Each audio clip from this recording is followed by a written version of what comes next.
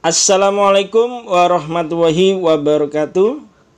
Jumpa lagi di channel Bas Bimbel Arek-arek Surabaya. Di video kali ini itu adalah bagian kedua dari video saya sebelumnya, yaitu tentang pembahasan soal P3K, kompetensi profesional bidang studi matematika untuk jenjang SMP, SMA, dan SMK. Nanti akan digunakan trik dan cara cepatnya.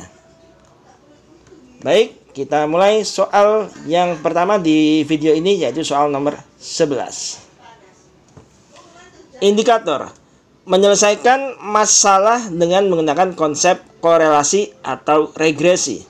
Pertanyaannya, perhatikan tabel penelitian antara dua variabel biaya promosi X dan variabel penjualan rumah Y berikut.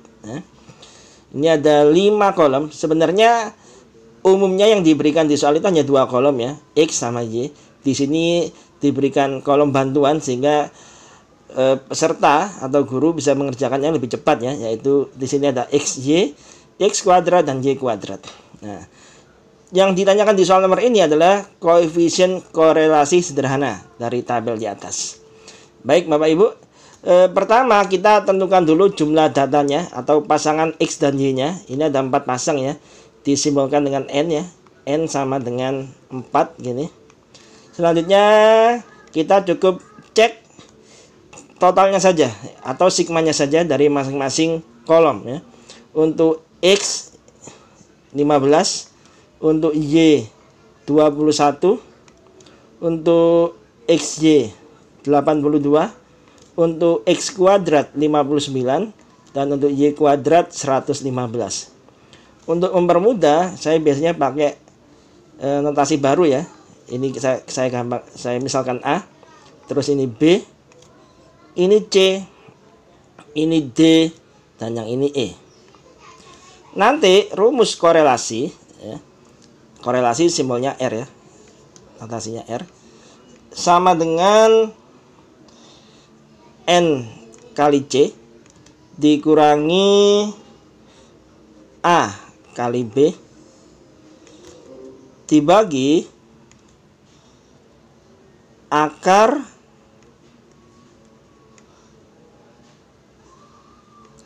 N kali D dikurangi A kuadrat, terus dikali N kali E dikurangi B kuadrat. Nah, ini Bapak Ibu hafalkan ya. Kalau ini sudah hafal, nanti kita tinggal ambil dari tabel ya. Yang pertama N kali C. N-nya 4, C-nya 82 ya. Berarti 4 kali 82 dikurangi A kali B.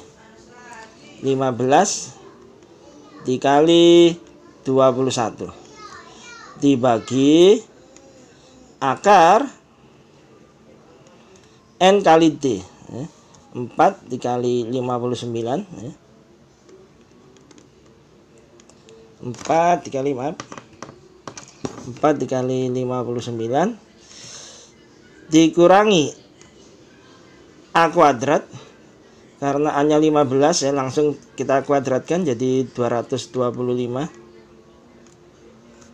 Ini kita kasih kurung dulu. Terus dikali N kali E, 4 dikali E-nya 115 ya. Dikurang B kuadrat 221 21 kuadrat berarti 441 ya, 441. Nah, ini panjang ini akarnya. Nah, sekarang kita hitung ya Bapak Ibu ya. 4 kali 82 itu 328 dikurangi 15 kali 21 itu 315 ya. Dibagi 4 kali 59 itu 236 ya. Nah, terus dulu akarnya 236 dikurangi 225 dikali 4 kali 115 itu 460 ya.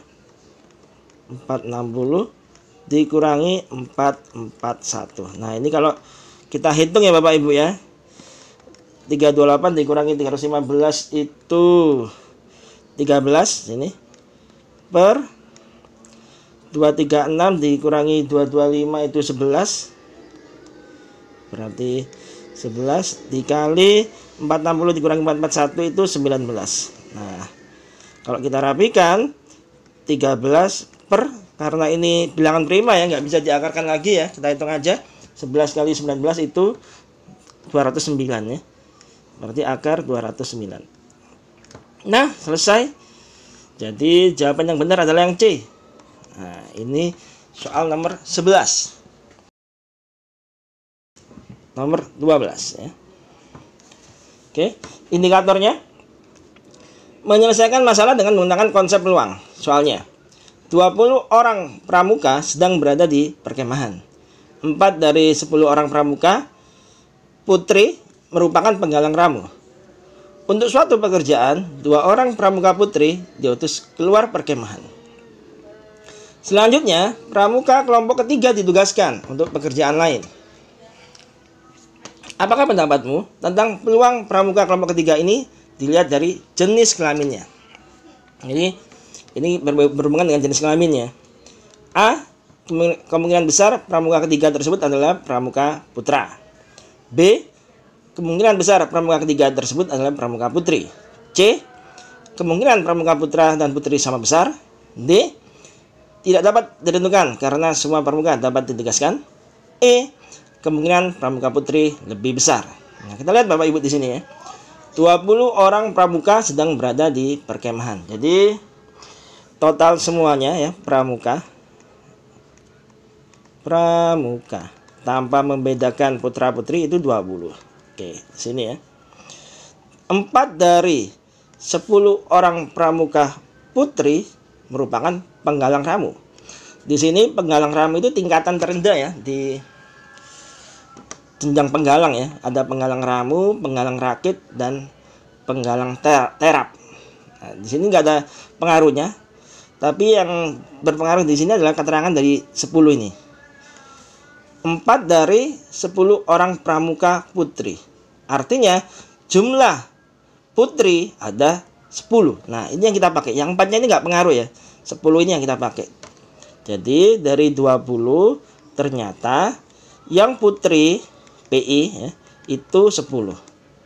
Otomatis yang putra karena dijumlahkan harus 20, yang putra juga 10. Nah, seperti ini.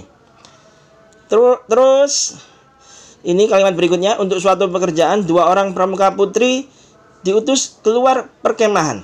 Artinya yang putri sudah berkurang 2, tinggal 8. Nah, di kondisi ini mengakibatkan keseluruhan jumlah peserta pramuka itu jadi 18. Oke, seperti ini. Sekarang pramuka ketiga ditugaskan untuk pekerjaan lain. Apakah pendapatmu tentang peluang pramuka kelompok ketiga ini dilihat dari jenis kelaminnya ya? Untuk peluang putra itu 10 banding 18. Ini putra. Untuk peluang putri itu 8 banding 18. Dari sini jelas ya Bapak Ibu bahwa kemungkinan yang lebih besar adalah yang putra yang terpilih. Jadi jawaban yang tepat adalah yang A. Kemungkinan besar pramuka ketiga tersebut adalah pramuka putra. Nah, itu jawaban dari nomor 12. Lanjut nomor berikutnya. Nomor indikatornya menyelesaikan masalah pencacahan dengan menggunakan kaidah pencacahan. Soalnya 2 keluarga yang masing-masing terdiri dari 2 orang dan 3 orang ingin foto bersama. Banyak posisi foto yang berbeda dengan anggota keluarga yang sama selalu berdampingan adalah pertama, kita anggap 2 keluarga itu sebagai satu kesatuan ya. Jadi kita anggap keluarganya itu satu kesatuan, keluarga A dan keluarga B. Nah, anggotanya nggak kita urus.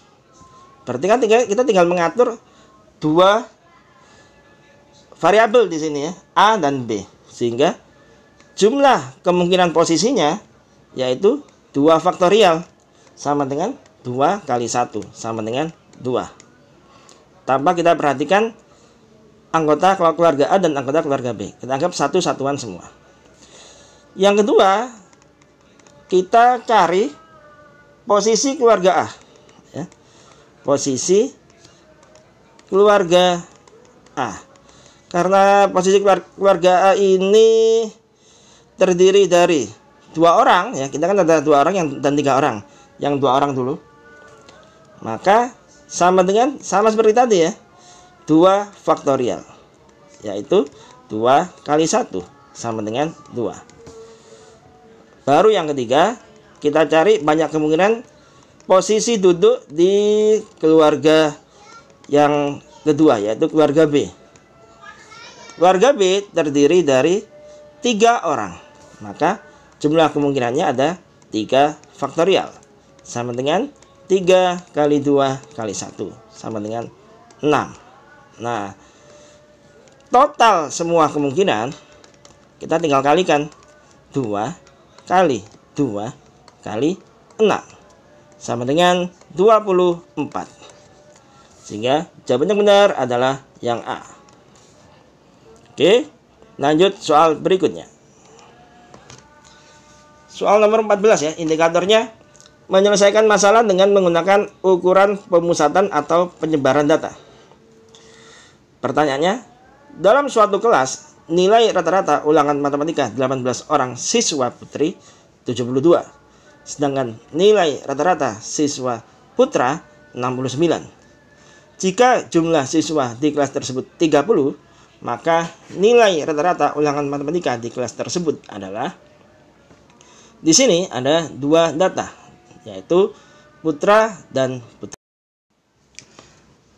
Kita misalkan ya, data 1 ini untuk putri, data 2 ini untuk putra ya.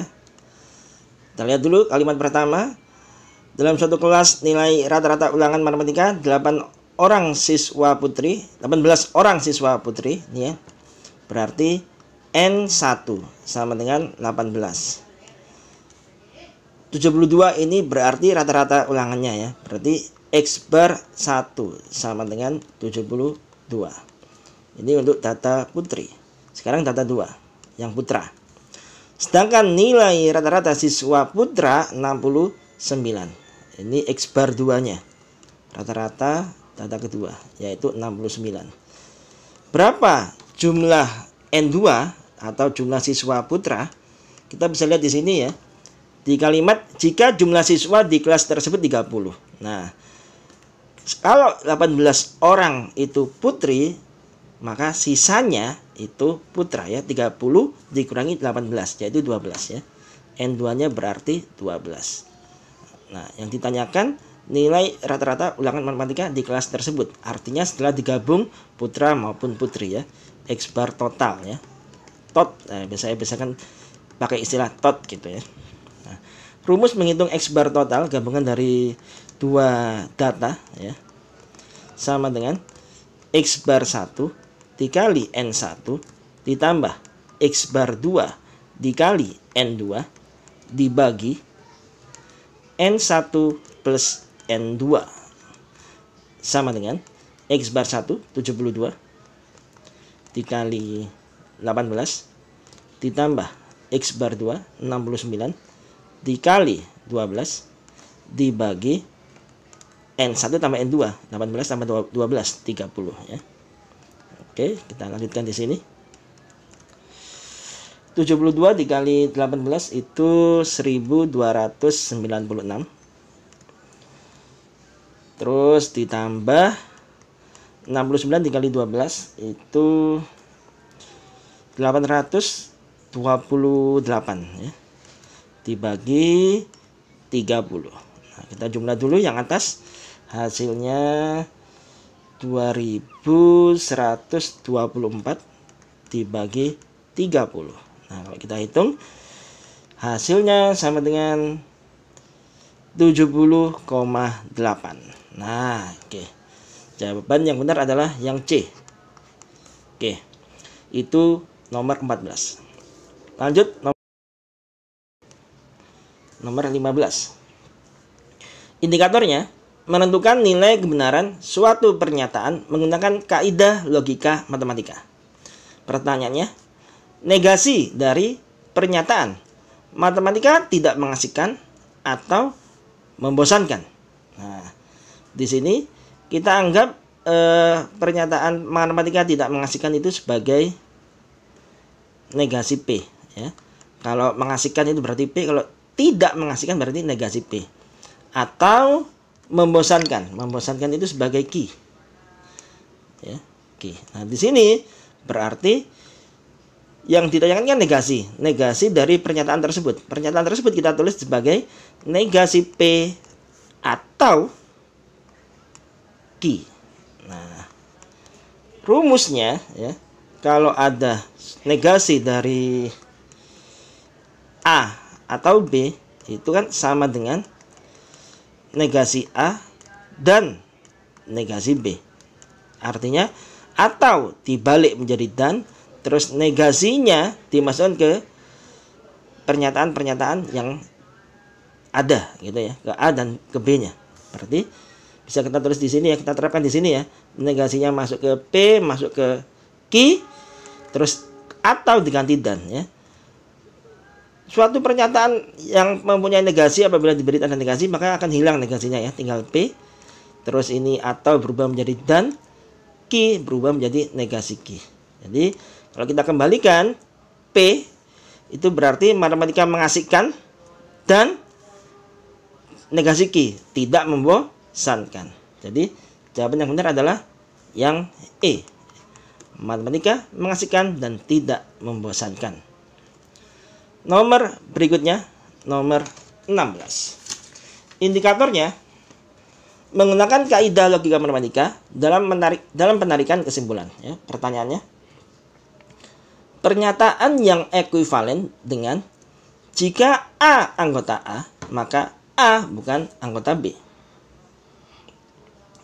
Di sini A anggota A, kita misalkan P,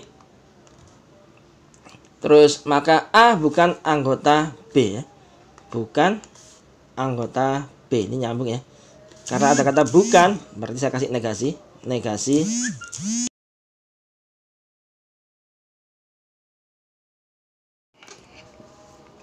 Pertama kita harus paham dulu teorinya, ya Bapak Ibu, ya. Bahwa suatu implikasi P maka Q itu ekuivalen dengan negasi P atau Q. Nah, seperti ini, ya. Artinya dari implikasi diubah, ya, ke disjungsi ini atau ini. Terus yang sebelah kiri ditambahkan negasi. Nah, seperti itu. Yang sebelah kanan tetap. Nah, kalau bentuknya seperti ini, maka dia ekuivalen dengan yang sebelah kiri kita tambahkan negasi atau yang sebelah kanan tetap. Nah, seperti ini. Kalau P-nya itu A anggota A, maka negasinya A bukan anggota A. Atau negasi Q, A bukan anggota B. Sehingga jawaban yang benar adalah yang D. Ini, ya. A bukan anggota A atau A bukan anggota B. Nah, oke, gampang bukan? Lanjut soal berikutnya. Nomor 17, ya. Indikatornya menyelesaikan masalah yang berkaitan dengan perkalian dan inverse matriks. Pertanyaannya, diketahui matriks A, ya, min 5 atau negatif 5, 3, negatif 2, 1, dan B 1, negatif 1, 1, negatif 3, ya. Inverse matriks AB adalah AB berarti A kali B, ya Bapak Ibu, ya.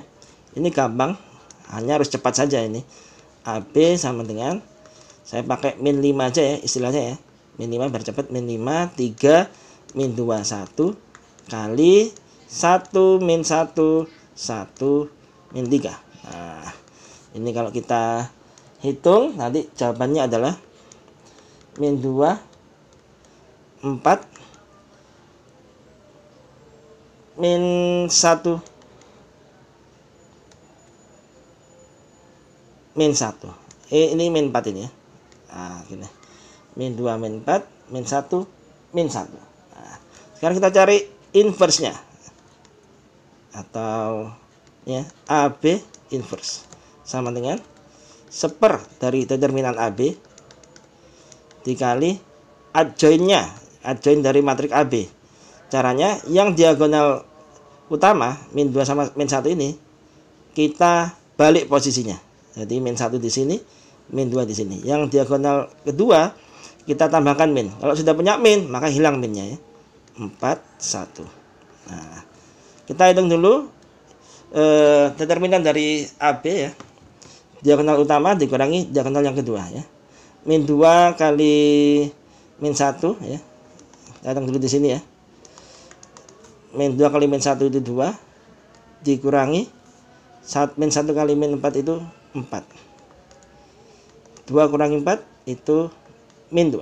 Sehingga sama dengan 1 per min 2 ya, atau min setengah dikali min 1, 4, 1 min 2. Sehingga kita tinggal hitung, jawabannya adalah setengah min 2 min setengah 1. Nah, ini ya. Jawaban yang benar adalah yang A. Oke. Lanjut nomor berikutnya, nomor 18. Indikatornya menyelesaikan masalah yang berkaitan dengan persamaan linear dengan menggunakan matriks.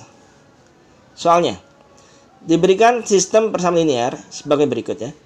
P plus Q min 2R plus 3S min 4 sama dengan 0 dan seterusnya ya. SPL tersebut jika dituliskan dalam notasi matriks AX kali B, AX sama dengan B adalah, oke. Pertama, kita urutkan dulu ya PQRS. Terus sama dengan konstanta. Yang ini itu berarti P plus Q min 2R plus 3S ini sudah urut. Tinggal min 4 kita buang ke kanan jadi 4. Oke, seperti ini.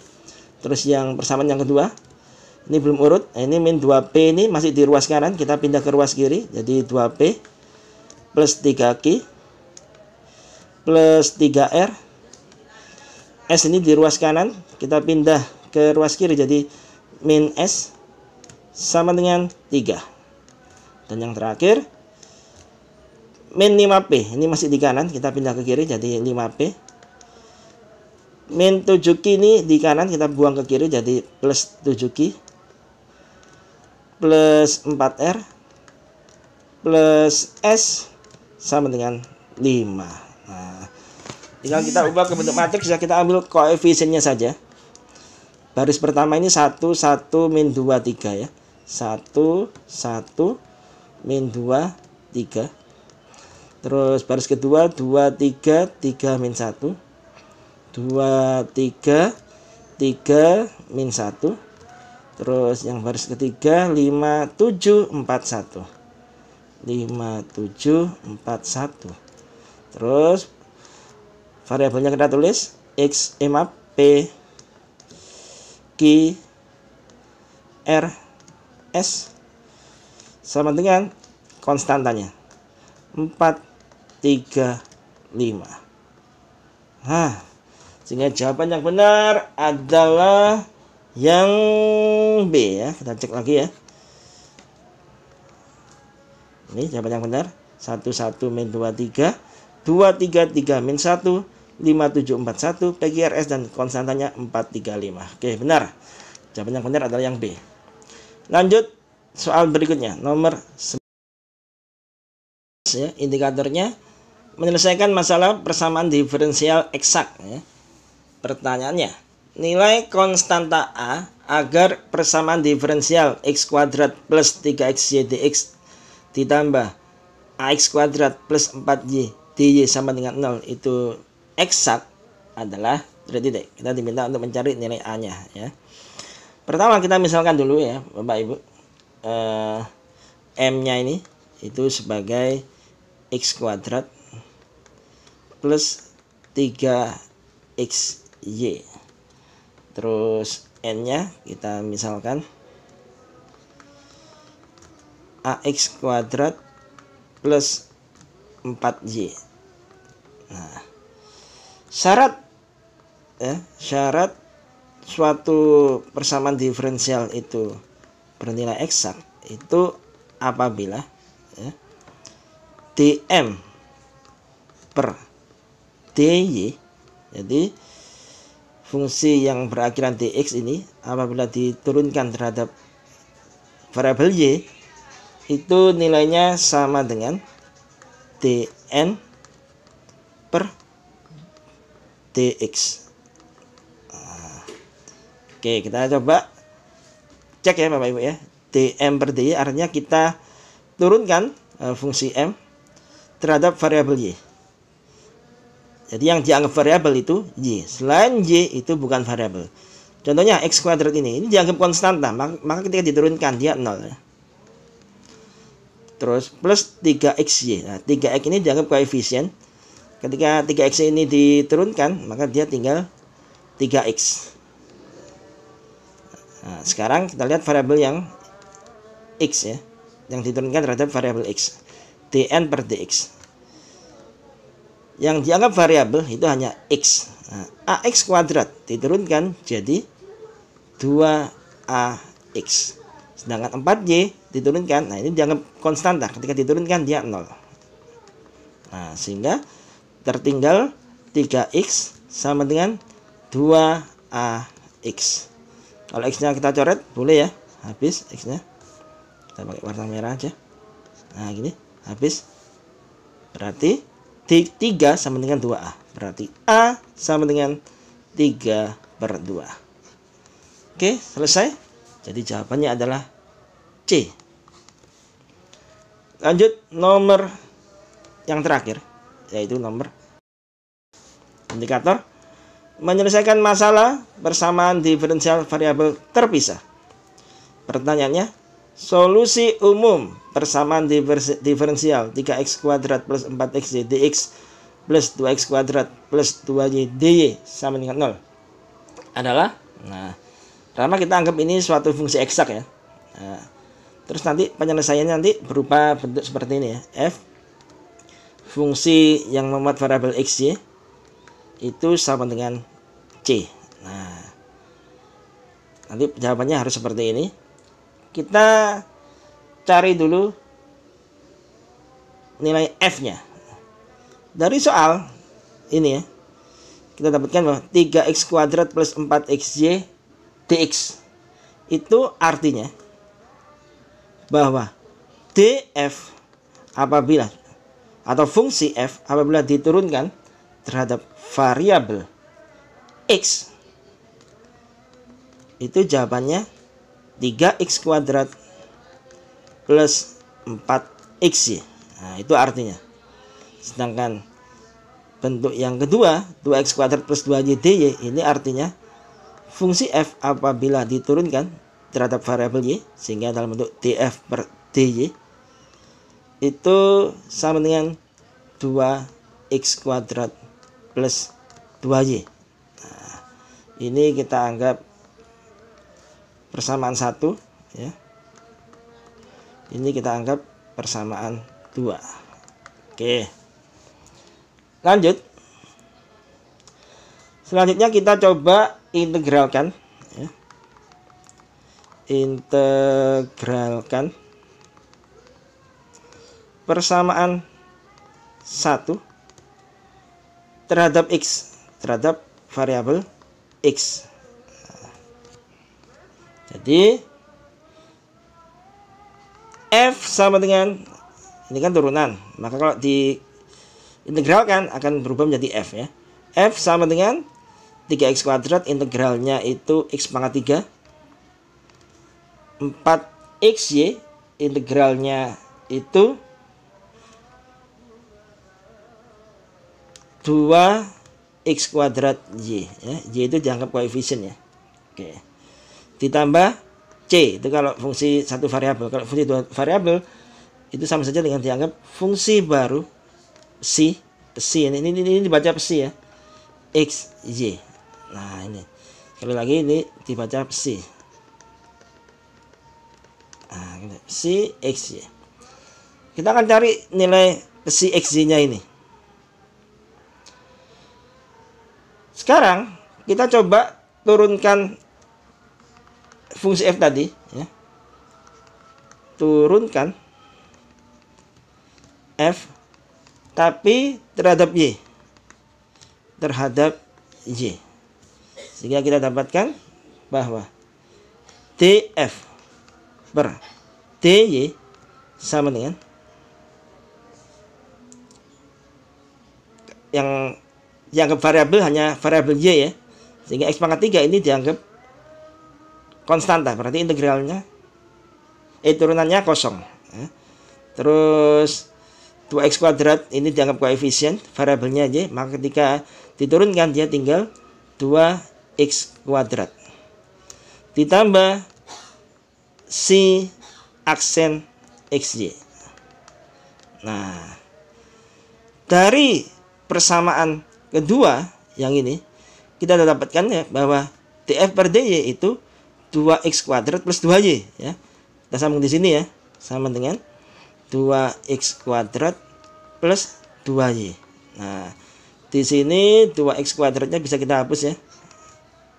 Nah, oke, berarti bisa kita tulis bahwa si aksen xy itu sama dengan 2y. Nah, seperti ini. Kalau kita integralkan ya, kita integralkan psi aksen, maka akan menjadi psi xy. Kita coba integralkan ya. Integralkan psi xy ini.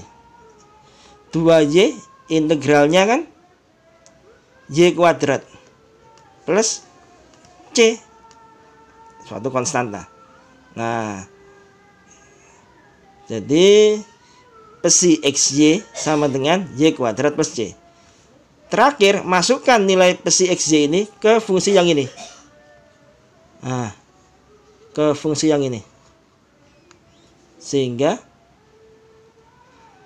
fungsinya f ya, itu x pangkat 3 ditambah 2x kuadrat y ditambah y kuadrat plus c ya. Psi x-nya itu y kuadrat plus c. Nah, seperti ini. Ini sama dengan 0 ya. Sama dengan 0. Suatu konstanta ketika pindah ruas dia tetap akan menjadi konstanta ya. Jadi x pangkat 3 plus 2x kuadrat y plus y kuadrat sama dengan c. Nah, ini. Jadi jawaban yang benar adalah yang B. Oke, ini memang materinya tingkat anak kuliahan ini ya Bapak Ibu ya. Cukup rumit. Tidak diajarkan di jenjang SMP maupun SMA. Bersambung di video saya selanjutnya. Terima kasih sudah menyimak. Semoga bermanfaat. Wassalamualaikum warahmatullahi wabarakatuh.